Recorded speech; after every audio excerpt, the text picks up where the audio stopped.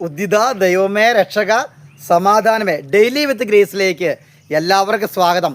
നാം പരിശുദ്ധ അമ്മയുടെ ജപമാലയുടെ കടന്നു പോവുകയാണ്. പരിശുദ്ധ അമ്മയെപ്പറ്റി നമുക്ക് ചിന്തിക്കാം.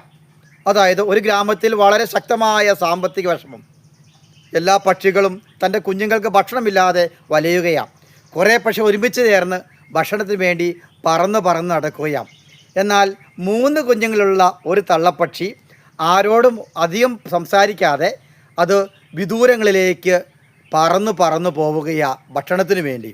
ഒരു സ്ഥലത്തെത്തിയപ്പോൾ അതിന് ഏറ്റവും ഇഷ്ടപ്പെട്ട ഒരു ഭക്ഷണം കണ്ടു. അത് തിന്നില്ല, പകരം തൻ്റെ 3 കുഞ്ഞുങ്ങൾക്ക് വേണ്ടി കൊക്കിലാക്കി അത് വളരെയധികം ശക്തിയോടുകൂടി വളരെ സ്പീഡിൽ അത് പറന്നു പോവുക. കൂട്ടിലെത്തിയിട്ട് ആ ഭക്ഷണങ്ങൾ 3 കുഞ്ഞുങ്ങളുടെയും വായിലേക്ക് വെച്ചു കൊടുത്തു. അതാണ് പരിശുദ്ധ അമ്മ. പരിശുദ്ധ അമ്മയിൽ ഏറ്റവും നിറഞ്ഞു നിൽക്കുന്ന ഒരു യാഥാർത്ഥ്യം, എല്ലാം ഹൃദയത്തിൽ സംഗ്രഹിച്ചയാൾ. എല്ലാ അറിവുകൊണ്ട് എല്ലാറ്റെപ്പറ്റി അറിയാം. ദൈവകരക്ഷാ പദ്ധതിയെപ്പറ്റിയുള്ള പിതാവെല്ലാം പറഞ്ഞു കൊടുത്തു. എന്നാൽ പരിശുദ്ധി അമ്മ അത് ഹൃദയത്തിൽ സംഗ്രഹിച്ചു.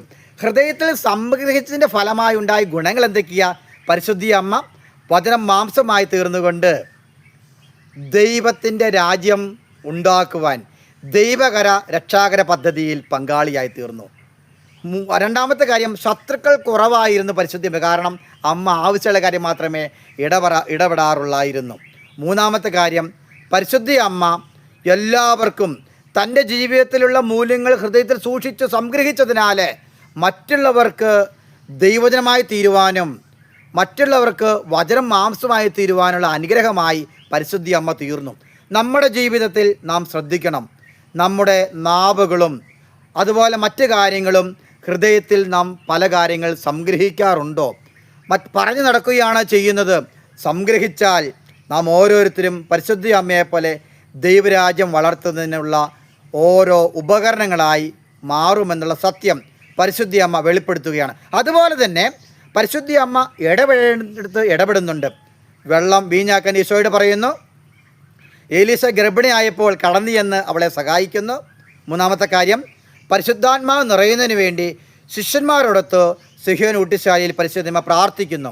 ആയതിനാൽ നമ്മുടെ ജീവിതത്തിൽ ആവശ്യമുള്ള കാര്യങ്ങൾ ഹൃദയത്തിൽ സംഗ്രഹിച്ചുകൊണ്ട് മറ്റുള്ളവർക്ക് നന്മ ചെയ്യുവാൻ, വചനം മാംസമായി തീരുവാൻ, വചനപ്രഘോഷകരായി തീരുവാൻ, മറ്റുള്ളവർ തണലായി തീരുവാൻ പരിശുദ്ധി അമ്മയ്ക്ക് പോലെ കഴിയണം.